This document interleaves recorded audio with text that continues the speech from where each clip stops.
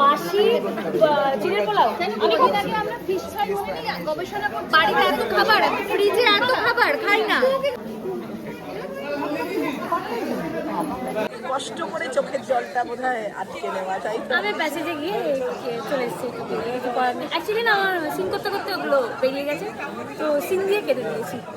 Last শটটা দেওয়ার সময় আমি মানে নিজেরই এইভাবে বলেছি, প্রমিস করুন, আমি দেখছি এরকম হচ্ছে।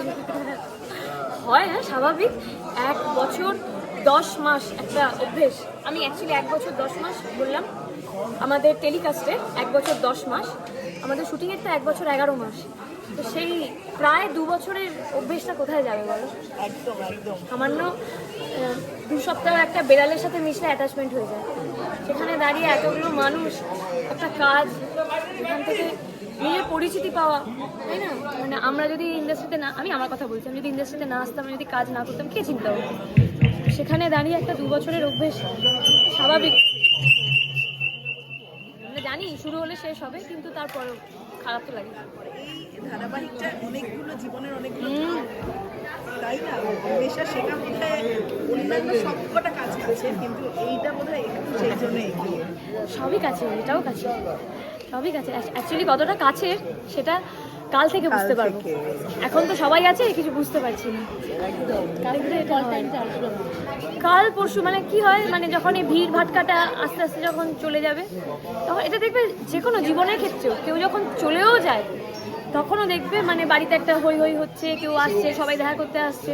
তার অভাবটা তখন থেকেই বোধ করা যায় যখন আস্তে আস্তে সব ফাঁকা হয়ে যায়। তো আমাদের ক্ষেত্রেও তাই না? একদম।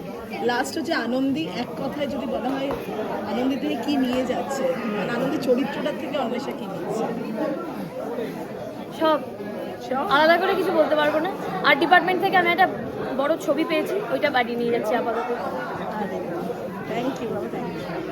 আমাদের অভিনেতাদের মানে জীবনটা না, মানে যেটা আমার মনে হয়, আনন্দিত আজকে টেলিকাস্ট হবে 26 তারিখ, মানে শেষ হলো, একটা মৃত্যু ঘটলো, যেটা আমি চরিত্রতে অভিনয় করছিলাম। তো আমি আত্মা, আনন্দীর শরীর, আত্মার তো কোনো শেষ নেই, আবার একটা অন্য শরীরে যাব।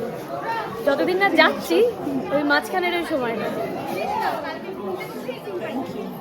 সব থেকে বেশি কি মিস করবো? সব ফ্লোরের গন্ধ, আমার মেকআপ রুমের ওয়াশরুম, যেখানে আমি এসে রোজ সকালবেলা বাড়ি থেকে তাড়াতাড়ি করে বেরোতাম বলে বড় কাজটা করে আসতে পারতাম না, তো এখানেই করতাম। সব সব সব এখন আমরা অভিনয় করেই মনে হয় চোখে জলটা আটকে রেখেছি। না না, আমি বের করে এসেছি।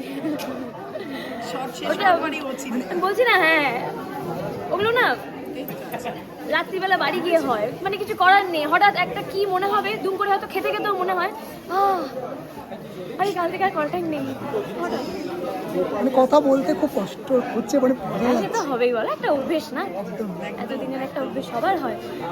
আমাদের তো ভাগ্য ভালো যে আমরা এতদিন পর্যন্ত এগিয়ে যেতে পেরেছি। সেই জন্যই আরো এতদিন নাহলে অ্যাটাচমেন্টটা। দেখো না, আমি একটা কথা বলছি, আমাদের যারা যারা শুট করতেন, গোপালদা, মনোজিৎদা, শুভ্রদা, তারা তো প্রত্যেকেই আনন্দি করতে করতে একটা প্রজেক্টে গেছিল।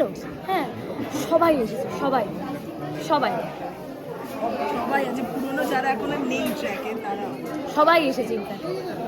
সত্যি। আমার আনন্দি দিদি ভাই, আমার দাদু ভাইয়ের জীবনের ফ্ল্যাশ গেল বিজয়। মা মা আমি কিন্তু মেনে নিয়েছিলাম, বলুন, তবে উনি মানতে চাননি। এই অনিরুদ্ধ বলছে আমি তো তখন অন্য মানুষ ছিলাম বিজয়, আনন্দী আমাকে নতুন জীবন দিয়েছে।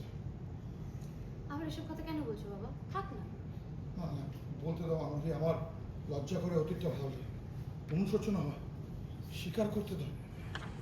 কারো বিনোদন জগতের সব খবরাখবর সবার আগে পেতে সাবস্ক্রাইব করুন বিনোদন চিত্র ইউটিউব চ্যানেল আর পাশে থাকা বেল বাটনটি ক্লিক করতে ভুলবেন না।